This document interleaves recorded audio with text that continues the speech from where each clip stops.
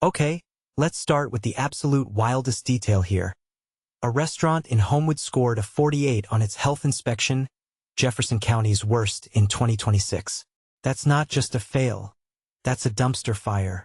And this place had dead roaches behind the grill, moldy beverage dispensers, and food stored at temperatures that make you question how anyone left with a full stomach, let alone a clean bill of health. But here's the kicker. This wasn't an outlier. Over 28 restaurants failed in July alone, and I'm here to unpack why this isn't just a local news problem. It's a mirror to a much bigger issue in food safety culture. Let's get one thing straight. When a place scores below 60, they're supposed to shut down immediately. But how many of us check these scores before walking into a restaurant? Probably not enough. I mean, would you eat at a spot where the ice machine is so grimy it's basically a petri dish? Or where raw chicken's thawing in a hand-washing sink? That's not just gross. It's a public health gamble. And yet, these violations keep happening. Why? Because the system relies on reactive checks, not proactive accountability.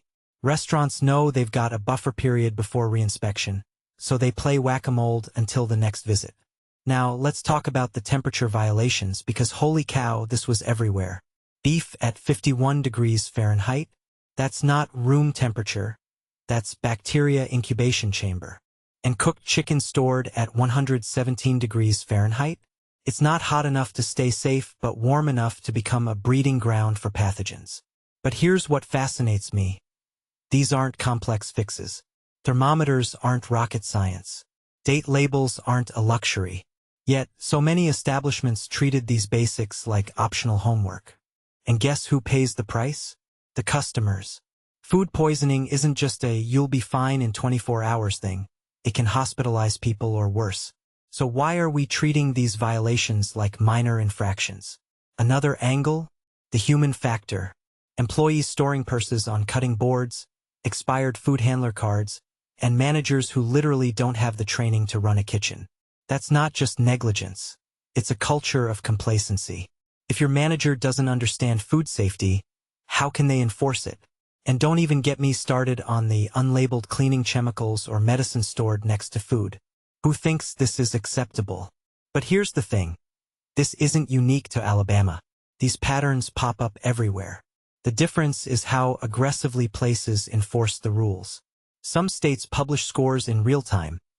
Others let restaurants hide behind no score until reinspection. Transparency matters. And let's zoom out even further. When a McDonald's scores a 79, that's a wake-up call. These chains have resources. They should be the gold standard. But even they're dropping the ball. So what does that say about smaller, independent spots? It's a David versus Goliath scenario where David might be using a meat thermometer from 2003. But here's where I'm conflicted. Reinspection scores show improvement. Homewood Hotspot went from 48 to 89 in 3 days. So was the problem a fluke? Or just a temporary fix to pass inspection? That's the loophole here. Restaurants can game the system by cleaning up just long enough to pass, then slipping back into bad habits. So what's the solution? Stricter penalties? Real-time score tracking? Mandatory staff training? I'd argue it's all of the above. But here's my final thought. As consumers, we hold power. If we start treating health scores like Yelp reviews, suddenly restaurants have skin in the game. Imagine a world where you check a QR code on the menu to see recent inspections. Suddenly, accountability isn't just a buzzword. It's a business strategy. Until then, maybe think twice before grabbing that cheap Eats burrito. You never know what's lurking behind the scenes or in the ice machine.